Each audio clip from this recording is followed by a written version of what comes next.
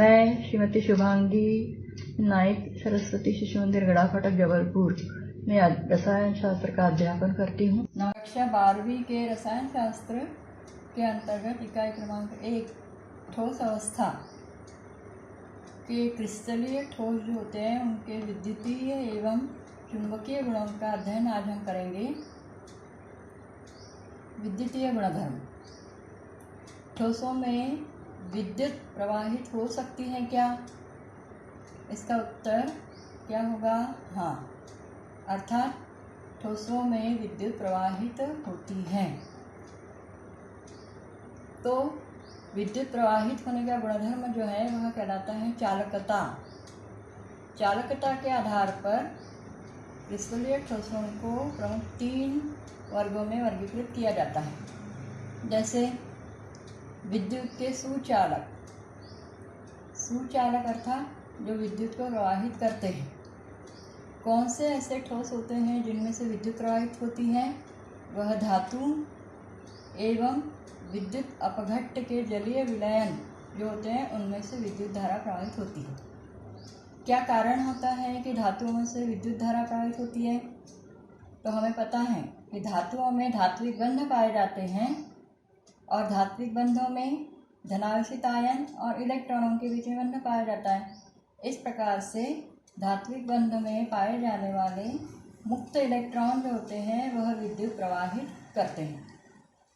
धातुएं अर्थात copper, silver, tungsten आदि जो है वह धात्विक चालक कहलाते हैं। उसी प्रकार से विद्युत अपघट्ट के जलीय विलयन।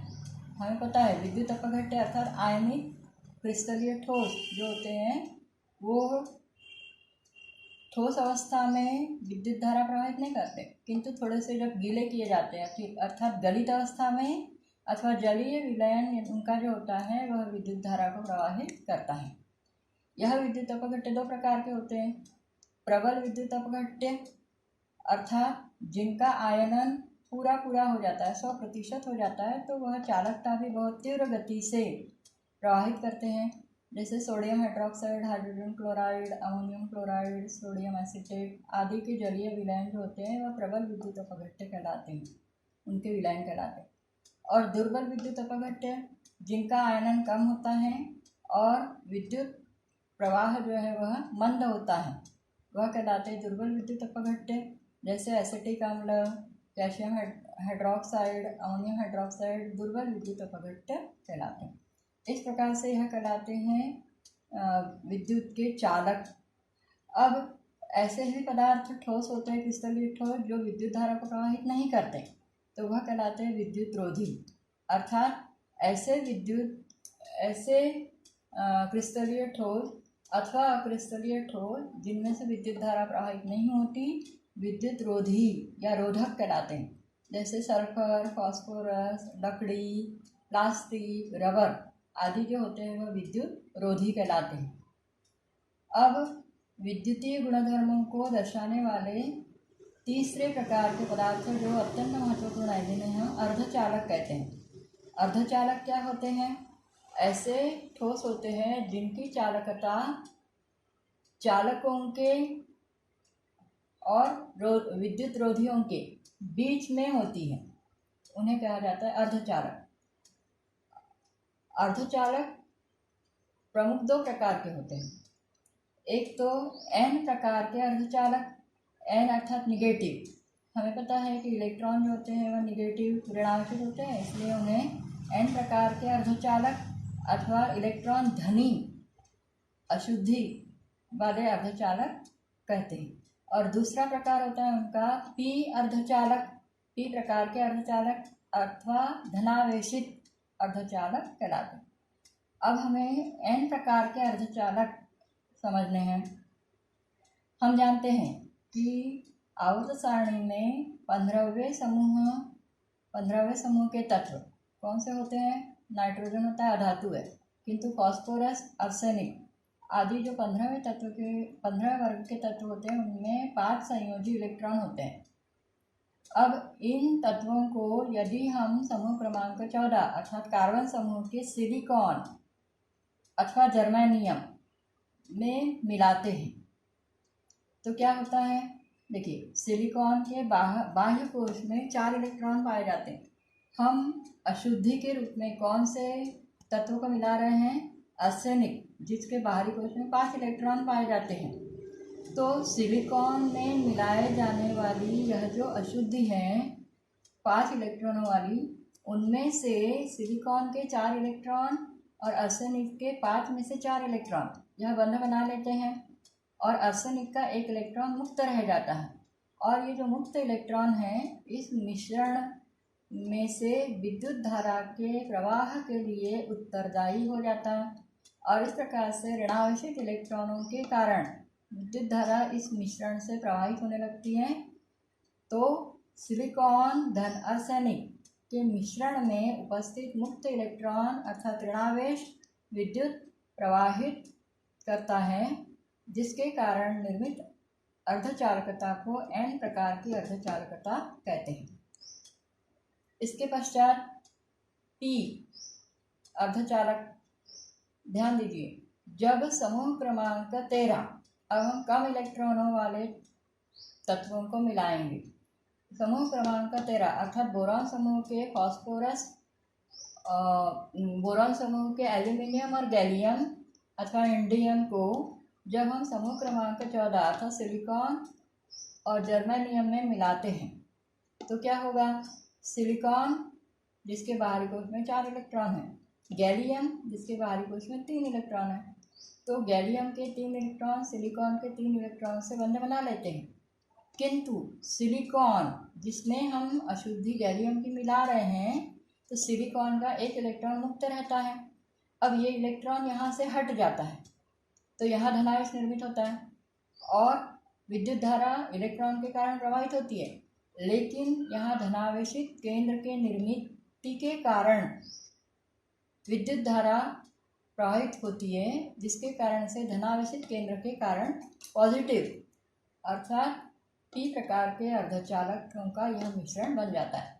इस प्रकार से सिलिकॉन में जब सिलिकॉन और गैलियम का मिश्रण जब बनाया जाता है तो सिलिकॉन का इलेक्ट्रॉन अपना स्थान छोड़कर वहाँ धनावेशित स्थान निर्मित कर देता है और विद्युत धारा के लिए उत्तरदायी हो जाता है, जिसके कारण सिलिकॉन और गैलियम के मिश्रण को P प्रकार के अर्धचालक का मिश्रण कहते हैं। ध्यान दीजिए कि चालकों की जो चालकता होती है, ये सुचालक जिनकी चालकता 10⁴ से 10⁷ प्रति ओम प्रति मीटर होती है, वही रोधक जो होते हैं वह विद्युत धारा को प्रभावित नहीं करते या बहुत ही दुर्बल वह होते हैं जिनकी चालकता की परास 10⁻⁻20 से 10⁻⁻10 तक प्रति ओम प्रति मीटर होती है, तथा अर्धचालकों की जो परास है चालकता की वह 10⁻⁶ मतलब इनके बीच में 10⁻⁶ से 10⁻⁴ तक प्रति ओम प्रति मीटर तक होती है। इस प्रकार से हमने क्रिस्टलीय ठोसों के चालकता के गुणधर्म समझे हैं।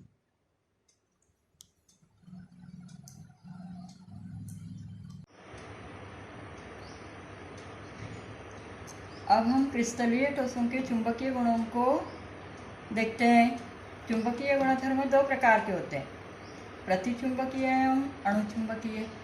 प्रतिचुंबकीय गुण अर्थात जब ठोसों के परमाणुओं के कक्षकों में सभी इलेक्ट्रॉन युग्मित पाए जाते हैं तो वह चुंबक के बीच में रखा जाने पर प्रतिकर्षित होता है, जिसे उसका प्रतिचुंबकीय गुण कहते हैं। उदाहरण के लिए जस्ता, सिल्वर, चांदी और कैडमियम, यह जो पदार्थ हैं इनके डी उपकोष पूर्ण भरे रहते हैं। जिंक में डी उपकोष में 10 इलेक्ट्रॉन, सिल्वर में भी 10 इलेक्ट्रॉन, कैडमियम में भी 10 इलेक्ट्रॉन होते हैं, जिसके कारण चुंबक के बीच में रखे जाने पर यह प्रतिकर्षित होते हैं, जिसे प्रतिचुंबकीय गुण कहते हैं।